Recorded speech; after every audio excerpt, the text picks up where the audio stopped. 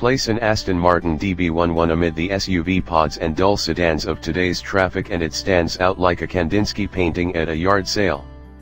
Sharply creased, with a low roof and tiny slits for windows, the DB11 is sinewy and taut through the midsection and bulging at the wheels. It's a car that appears to have been driven straight off an auto show turntable and onto the freeway. And yet, when it's slicing past the dawdlers, the DB11 gives off a distinctly retro vibe. There's a clear connection to the past in the DB11, and a lot of it has to do with the V12 in front of the driver. Not that the 5.2-liter is old actually, the engine is virtually all new. It's the lavishness of the thing that makes it seem pulled from a different era. The V12 benefits from cylinder deactivation and 2 turbochargers. Those turbos blow into the engine's nostrils, angering it to produce 600 horsepower and 516 pound-feet of torque. Power comes on strong right off idle and there isn't a hint of turbo lag. While the experience of a V12 is one that makes us nostalgic, the DB11's acceleration is wholly of the 21st century. Blitzing to 60 miles per hour takes 3.6 seconds, and the quarter-mile passes in 11.7 at 125 miles per hour. A Ferrari California T is quicker, but its snarling and barking V8 seems a bit bourgeois after hearing the DB11's 12-cylinder roar. It's a tad surprising that the DB11, at 4,222 pounds, is heavier than the DB9, the car it replaces. But next to the 5,000-pound Bentley Continental GT, the Aston is lithe and graceful.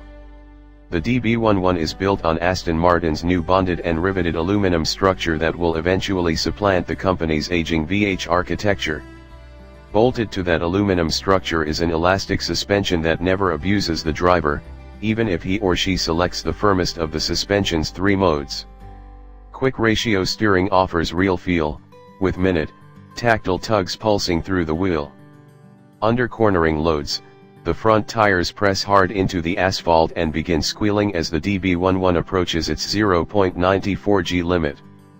Unlike many modern performance cars, the DB11's suspension quivers and dances in response to hard work. Those small movements don't disturb the Aston's handling, but their presence bestows a liveliness and character that aligns the DB11 more with GTS of the past than with the arguably perfect and electronically simulated driving experience you get in, say, a Mercedes S-Class coupe. The DB11's closer connection to the road shows up in our sound measurements. At 70 miles per hour, the DB11 makes 70 decibels of mostly tire noise, a figure in line with economy cars. At wide open throttle, 86 decibels of purr make themselves known in the cabin.